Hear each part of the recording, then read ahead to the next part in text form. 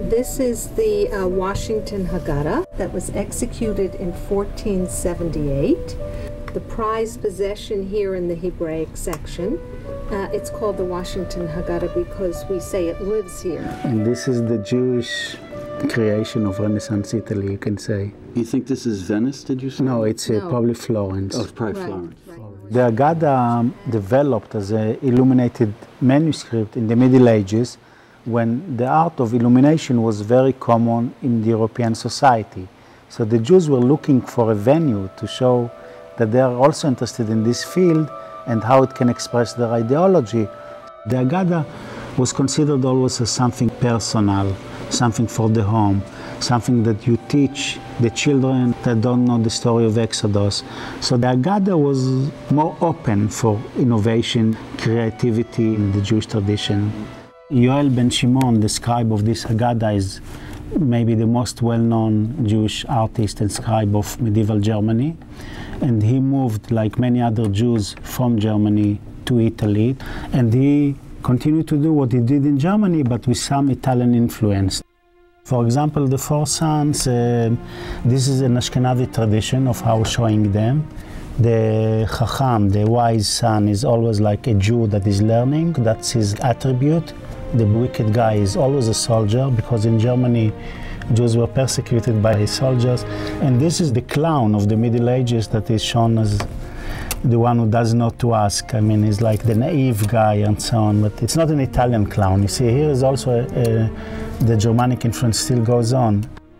We're talking about a semi-literate public here, so that these designs and images many times were used to provide guidance, either to the speaker if you were teaching from this, or from someone who didn't really have the language skills to be able to understand who these characters were and what they represented. This is a page that is commemorating a tradition that was very common in medieval Germany, that when you recite these verses, you open the door for Elijah. It's actually inviting God to take revenge of the persecutions of the Jews at the time. So it shows the messianic hopes for the future, with the Messiah riding on his donkey and entering Jerusalem.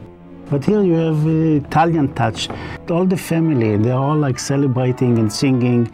And this is, I think, the Italian spirit that was added here. You see, everyone is behind the Messiah. It's like one big family moving with joy.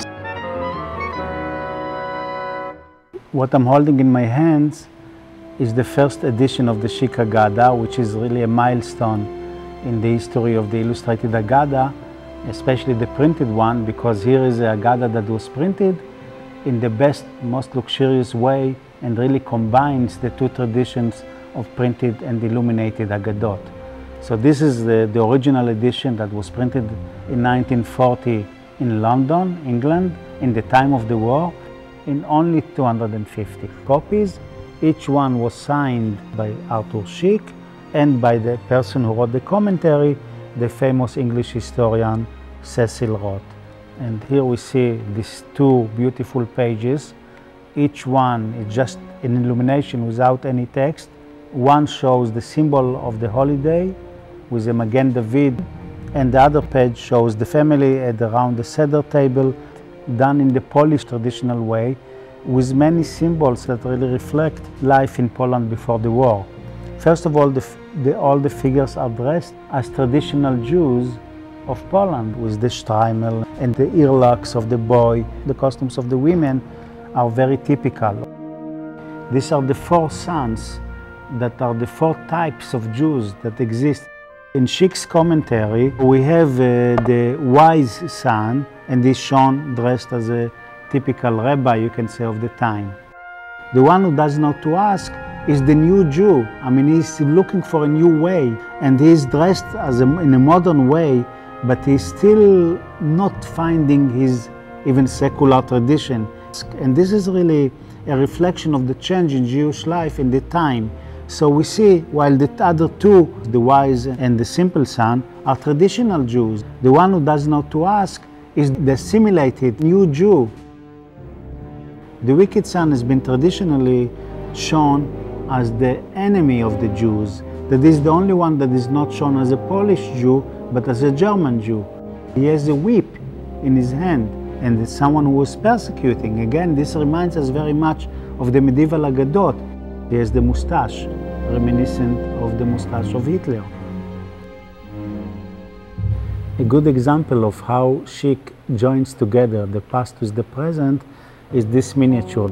The Jews of Poland, and they are in Egypt, and they have chains on their hands, and they are thanking God for delivering them from Egypt. So it's like if every generation one should see himself or herself that came out from Egypt, here is the best example of how you can visualize that.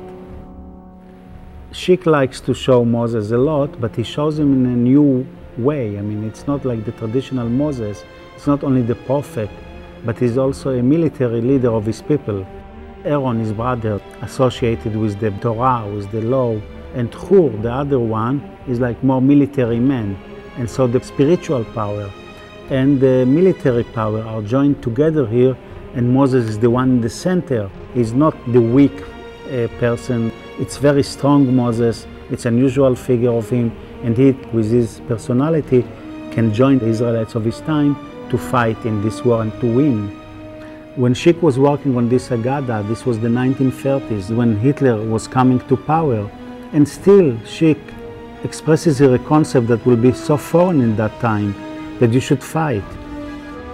Most German Jews even were indifferent to what's happening. After so many Haggadot that we have from the past, that show only the story in a more or less simple way, he is the one, the first one, that calls for revenge, that calls for doing something, to be active, not to sit in passive way. It's really the Zionist period that all this is taking place, and he uses the story of Passover to show his people, to call them really to come and be active.